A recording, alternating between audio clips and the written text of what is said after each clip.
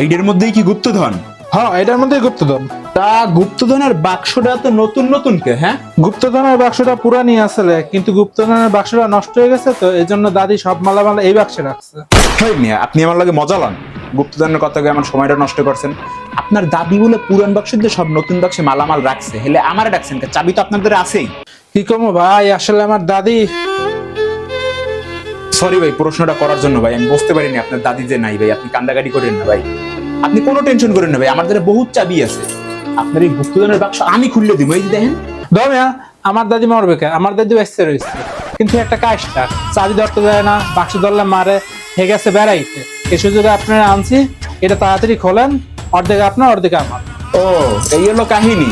কোনো সমস্যা নাই, আমি খুললে ঠিকই দিব। 50% লমু আর প্রথম যেটা ধরমু এইটা আমার। ভাই তাড়াতাড়ি খোলেন। খুলতে আছি ভাই। তোর চাবিতে খোলে না। বাইক কি খোলেন আপনি? দাদি তো মানে পারে মারিয়ে লাইবে। টেনশনের কিচ্ছু নাই ভাই, তালা ভাঙ্গা শেষ। এই বাক্স খোলার পর আমরা দুইজন থাকবো বিদেশ, আপনার দাদি আমাকে কিচ্ছু করতে পারবে না। ভাই তাহলে বাক্স তাড়াতাড়ি খোলেন। খুলতে আছি।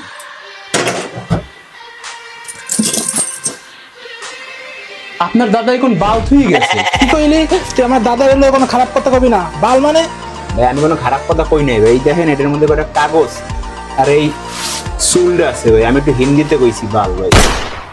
এই সেই চুল, যে চুল সম্বন্ধে ছোটবেলায় অনেকবার কাহিনী শুনছি, এই জন্য হয়তোবা দাদি আমাদের এই বাক্স ধরতে দেয় না। এই সেই অভিশপ্ত চুল। হাই ভাইয়া, ভাই আপনি আমাকে বাক্স খোলার জন্য ডেকেছিলেন না? আপনার বাক্স তো আমি খুলে দিয়েছি, এখন আমাকে গুপ্তধনের অর্ধেকটা দিন, আমি চলে যাই ভাই। পাইন মারছে, কাম সারছে। কি হলো ভাই? ওরে ভাই, এই চুল দিয়ে, এই সাধারণ চুল না ভাই, এটা পড়লে যে কেউ তো চেঞ্জ হয়ে যায় ভাই।